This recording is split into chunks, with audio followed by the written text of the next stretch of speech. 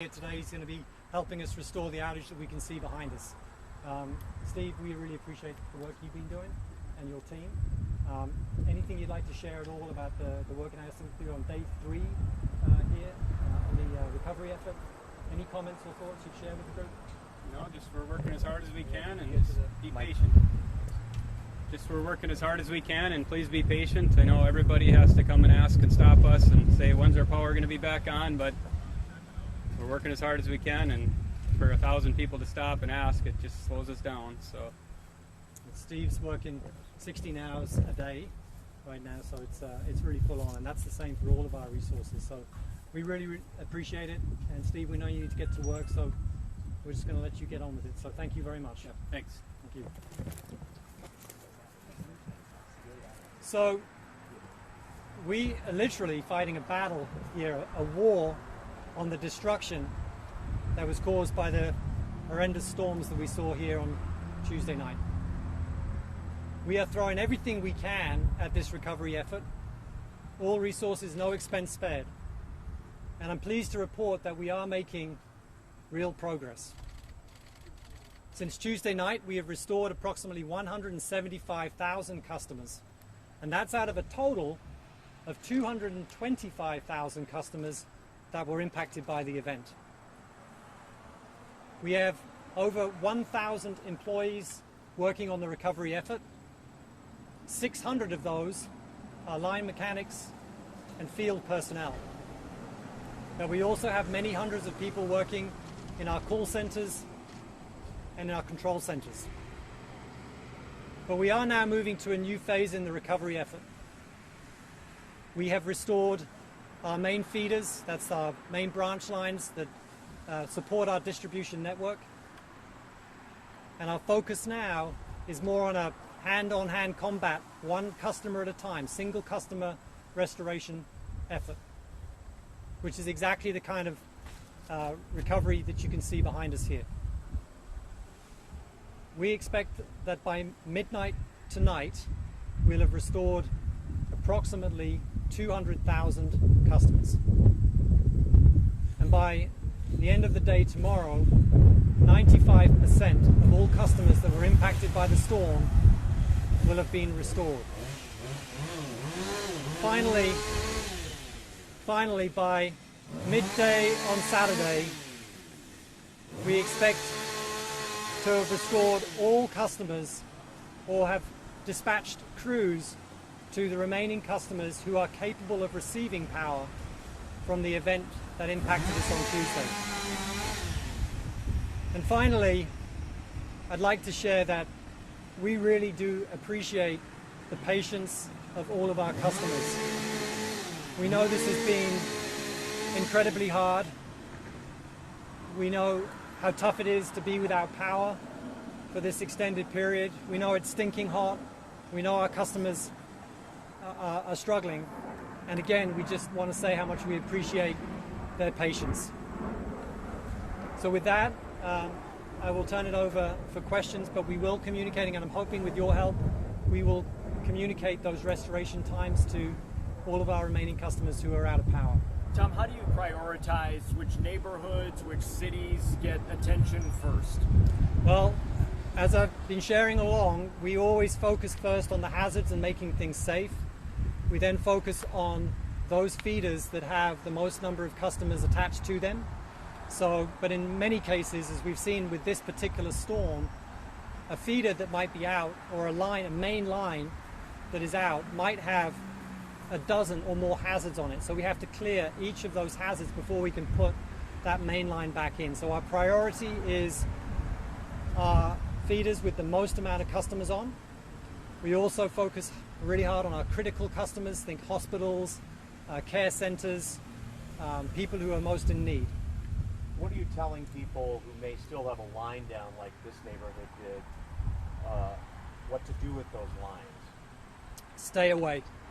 Stay 25 feet at least away. Do not touch equipment. You have to assume it's live, and we are getting to you as quickly as we can.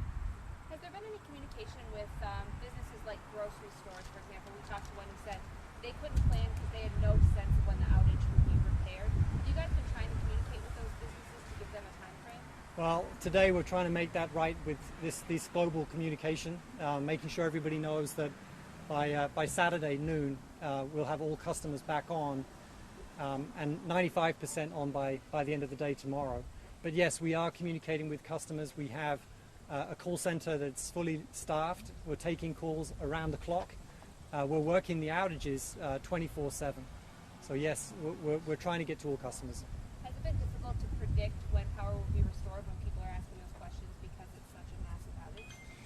Well, it's okay for customers to ask the questions, and we are trying to keep our workers focused. They need to be spending their time in the field doing this exact kind of work that we see behind us. So that's where our focus is. For folks who are on oxygen and need power to run it, what are you guys doing to help those community members? Well, we're first very, very sympathetic, and we understand this is exceedingly difficult. We encourage our customers to call in. I'm aware that the Red Cross has cooling stations and places that customers can go in the city. So if they have the ability to get there, I would encourage that they do that. But look, if there's a customer that is struggling to make contact with us, let's talk afterwards. I'll take their name and we'll follow up with them. The same concern was given for people who need refrigerated medicines. Right. Yeah, and again, we're trying to get the mass population back and restored as quickly as possible. If we go to every single onesie twosie customer at the start of this outage, we'd still have 200,000 customers without power right now. So we got to get the main lines in first. That is critical. That gets most people back on. Do you know of any areas that are most impacted without having any power? Well, as I've shared in previous updates, it's really the western and northern suburbs in particular. So Calumet, Menominee Falls, Delafield, Brookfield, Glendale I know is hard hit, Waukesha. We pretty much all of our urban areas have been impacted.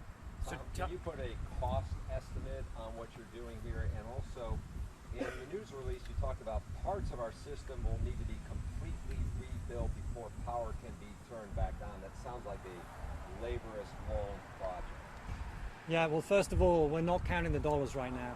I mean, our focus is getting customers restored. I can't tell you how much this is going to cost. We have poles down and transformers on the ground, and that's the kind of damage, wires down all over the place.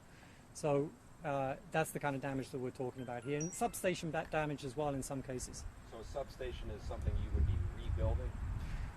We'll try not to have to rebuild the entire substation if we can avoid that. I mean, we're obviously not going to spend money on things that we don't need to spend money on, but it's damaged equipment that cannot be restored that we have to replace.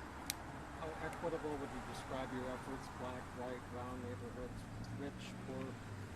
Well, it's not really decided by the affluence of the neighborhood, or it's really by the main lines that are out and the number of customers that we have on those lines. They are the ones we focus on first. We have people on the north side asking why it's taking them so long to get their power back. Do you have an answer for those residents? It's really matching the workload with the resource. I mean, we can watch this outage work going on right here, and you'll see they've got to remove trees. They've then got to bring vehicles in. They've got to clear a path. We then have to have multiple members of a crew to string the new service to the house here that's been impacted. And you just got to match all those hours that are needed with the hours you have available and the people you've got on staff. And then when you match that together, you can figure out what the restoration times will be. Bouncing off of that topic, are you having any staffing issues with the heat, with rotation, and bringing in any other out-of-state resources and contractors? Well, first of all, our employees have been amazing, and they have all jumped to the task and all hands on deck. No issues there at all, and we have everybody working on it. We have got resources from out of state, but I will share with you that last night Michigan was really hard hit. I looked at their website this morning. Consumers had 245,000 customers offline, 5,000 outages. I mean, it's tough when you have these regional weather events. When you're calling for help, they need those resources to restore their own customers. So we do have some customers here, some contractors here from out of state, but mostly we're using our staff, and we're also pulling in resources from the northern part of our territory, so Wisconsin Public Service. We have employees from Green Bay here, for example, working in southeast Wisconsin. I know you mentioned a lot's going to be restored even by this evening. Do you know which specific areas will be getting power back tonight? I don't have that information that I can share with you right now, but we do keep our outage map up to date. So everybody's outage, once a resource has been dispatched to it, will get an estimated restoration time. I will caution though that sometimes when we send a resource, we will populate an outage with a certain time, like a 2-hour duration. But when the resource gets there, sometimes it's a hazard that takes more to clear than they can get done in 2 hours. So we sometimes have to update those restoration times. So is it fair to say there's about 50,000 people who are still without power, 225, 175,000 restored without You're exactly right. Good match. You're saying those are mainly one customer at a time here? We have right now, we have about 1,000 single customers. One customer and one outage. Like here? Like here. But we have, so we have lots of, dozen customers on a particular outage or 5 customers on an outage. We have lots and lots of those as well. You're saying an average time could be a couple of hours at each of those locations? If it's a simple restoration, it typically takes us about 2 hours to get a customer restored. If it's a one simple branch to be removed or a hazard to be removed, we can usually get those in 2 hours. But if there's trees down and the line is on the ground, it's going to take longer. Has this event highlighted any changes that need to be made to the system overall to prevent something like this from happening again, or is that something you'll look at later? Well, overall, I feel that the system actually responded incredibly well, and we have a lot of protective devices on our network that can isolate faults and then backfeed to restore customers each side of that fault. And it's sometimes hard to think of it in those terms when you see so many customers out, but I can tell you that there were many, many hundreds of thousands of customers that did not get impacted by this storm because of the protection equipment that we have on our system.